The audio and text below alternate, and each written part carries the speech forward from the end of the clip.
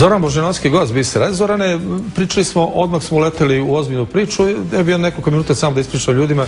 Ti si rođen u Kumanovu. Da. Šta su tvoji roditelji po profesiji? Pa moj otac je novinar, a majka je bila arhivar u Duvanskom kombinatu Kumanovo. A ti si radio u kojim novinama?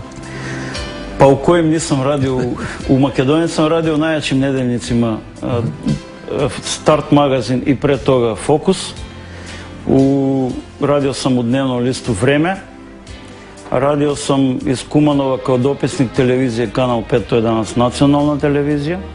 I radio sam kao dopisnik nacionalne radio mreže. Jesi imao i svoje novine? Imao sam svoje novine, međutim, pošto sam pisao i protiv opozicije i pozicije, nisam imao nijednu reklamu. Nakon 96 broja Neće plaći. ugasio sam i arhiva je tu. Dobro. Da. Evo ovako, ti pisao si ove stvari, si pomenuo šta si radio, šta si doživljavao. Međutim, sad ima tvoje pisanje o Tošitu Proeskom i dakle nešto o čemu se mnogo ne zna, prilično, je li te uzdrmalo ili tvoju poziciju uzdrmalo, imaš i pretnji? Pa nemam pretnji, vidiš šta se desilo. Toši je poginuo u oktobru, sredinom oktobra 2007. godine. Jesi poznao lično Tošitu? Nisam poznao, nikad ga nisam sreo, nisam njegov fan, znači slušao sam njegovu muziku, nisam od onih zapaljenih fanova, da kažem. Ali poštujem njegovo delo, to sam dokazao i svojim pisanjem. Znači šta se desilo? Nakon mjesec dana, nije bilo ni mjesec dana, meni su 5 čoveka iz Skoplja dali na ruke originalni primjerak Budvanskog ugovora po kome Toši trebao da peva u Budvi za Novu godinu Crnogorcima. Dobro. Trebao da peva u Srbiji, međutim Crnogorci su platili 46.000 eura avansno po tom ugovoru, 100%, i tako su sključili taj ugovor. Međutim, Toši je poginuo, nije stigao na tu novogodišnju proslavu. Šta se dešava? Ja sam za taj izveštaj, dobio sam ga u subotu popodne, do nedelje ujutro, do 5 sati nisam spavao, razmišljao sam koji scenario da uradim novinarski, profesionalno, da bi to izašao u javnost. Pošto sam od ovih 5 čoveka koji su mi to dali, rekli su, mi smo razmišljali o 10 novinara u Makedoniji od ovoga do onoga. Zašto je to opasno toliko? 46.000? I tražimo da se ovo obavezno objavi, da ne bude reketa i ucene, razumiješ? I sad šta se dešava? Ja sam do 5 sati ujutro slagao to scenariju, od 5 sati sam upoznao i Budvansku rivijeru mailom, zvao sam menadžericu Ljilju Petrović, nije odgovarala, javi se njezina sekretarica. Onda sam zvao porodicu preko advokata Ujaka u Priljepu i dogovorio sam se sa kolegama iz Zagreba, sa Andrijom Jarkom iz Nove TV, da to ide u HTV, u Novu TV, zato što sam znao da u Makedoniji ne sme niko ništa da objavi. A zašto je to opasno? Uopšte ne mogu da...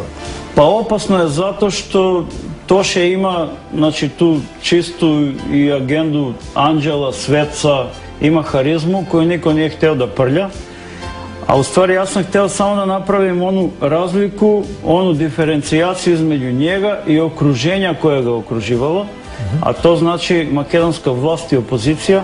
Jesu oni manipulisani već bio? Ja su manipulisali, on je postao svesan 10 meseci pre svoje pogibije.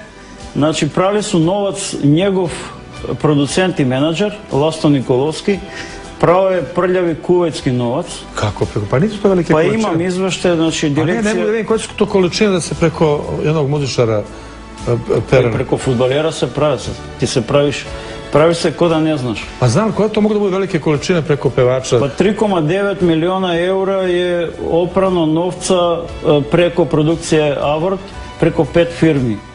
Znači, to je producent koji je producirao Tošin, taj britanski album. Znači, radi se Engleska, radi se Italija, sa Đanom na Nini. Znači, iz Kuvajta dolazi novac na producenta i na još 5 firmi koje ima on sa svojom suprugom. U tim firmama je suvlasnik i partner Fadil Zenuni, Albanac, koji predstavlja narkoporodicu Destani, jednu od većih u Makedoniji, Kosovu i u Nemačkoj. Znači, to je firma Ekolog koja postavlja one fekalne kabine za NATO i i ostale snage po Afganistanu i Iraku, znači priča je do Nemačke. Čekaj, ali tu Toša isto zna toga? Toša je saznao 10 meseci pre svoje pogibije, razumeš? Znači, Makedonska direkcija za sprečavanje pranja novca je dobila od slovenačke finansijske jedinice za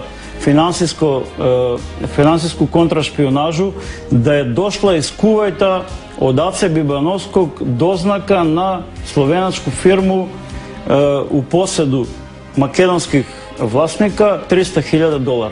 I to je bilo ono crveno svetlo koje je upalilo lampicu, pošto je zemlja Evropske unije. Onda su reagirali Slovenci do naše direkcije. Našu direkciju je vodio jedan izuzetno hrabar i častan čovjek, Vane Cvetanov, koji je zajedno sa svojim inspektorima u 6 meseci načinio izveštaj na 12 stranica i dao tužitelju Jovanu Ilijeskom na ruke i arhivski, znači to je ovaj izveštaj koji prezentiram ovde, gde je na 12 strana tačno svaka transakcija ubeležena. Je to upućeno bilo nekim novinama? Kako? Ovo je bilo tek ove godine u tabloidu. Znači, mene su sprečili u Makedoniji da ovo objavim. Udružili su se mafija, politika i mediji. Ali je li tu direktno Toša ide uprljan? Kako? Je li Toša ide uprljan direktno ovo? Toša ne ide uprljan, znači on kad mu je prezentovano ovo u januaru 2007. od strane tužitelja, pošto je morao da ga pozove, njega, menadžericu i ovog producenta. Što prebaciš na neku stranu, pošto imamo tamo. I da im kaže šta se dešava. Kad je Toša ovo video, krenulo je svađa u ekipi i Toša se do svoje smrti, po mojim saznanjima, čupao iz te ekipe, znači probao je da se iščupa. Makedonska država, konkretno tužitelj i policija i vlada, snose najveću odgovornost što njega još u januaru 2007. znači kad su dobili ovo izveštaj, nisu sklonili iz te ekipe, iz te peračke mafije.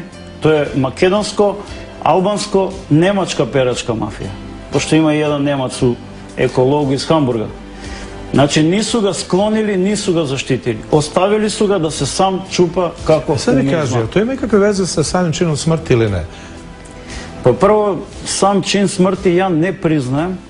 Za mene, ja sam to jasno i napisao u tabloidu, za mene saobraćajka ne postoji zato što ne postoji kamion u koji je udario Tuareg i ne postoji vozač. Znači, hrvatska policija ono jutro dolazi na uviđaj, ispituje vozača, vozač daje izjavu i oni mu požele srećan put, putuj, nemoj tako neoprezno da voziš. Znači, nikada ja nisam vidio da hrvatska policija pušta srpskog vozača koji je učestvovao u saobraćajnoj nesreći sa smrtnim ishodom i da ga pušta da ide. Taj se čovjek od ono jutro nikad nigde nije pojavio. Znači, govorimo o šoferu italijanskog kamiona u koji je udario Tuareg. Onda ima druga situacija. Znači, došla je prvo požarna na lice mjesto, požarna vozilo, protiv požarno nisu došli hitna pomoć. Onda kad je došla hitna pomoć, navodno je konstatirano da je on već preminuo. Nose ga u Gradišku, gde nema odeljenja za patologiju, a ne nose ga u Slavonski Brod gde ima i lekari i odeljenja za patologiju. Zašto bi sklonili Toša? Kad je on bio pa ne znam zašto bi sklonili. Znači, Toša je imao takvu harizmu, tako je talasao mase u pozitivnom smislu, da je svako, znači to je fudbalskim rečnikom, fudbalska zvezda koju bi svako želio da ima u svojim redovima. Znači, otimali su se i vlast